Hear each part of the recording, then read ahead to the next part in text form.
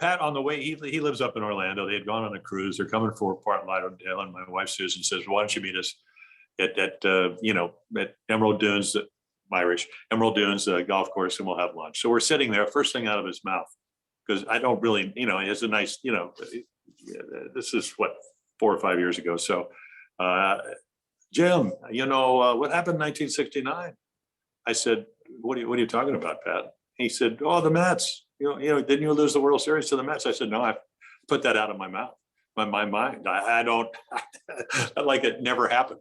The Mets had a great year, and we beat Seaver in the first game and then lost 4 in a row.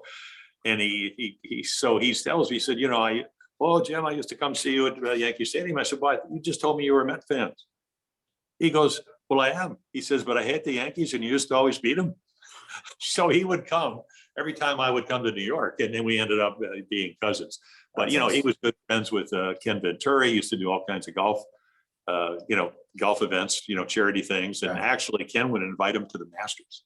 Now, I played in Augusta. I played there 2 days, but never, obviously, never there at the Masters.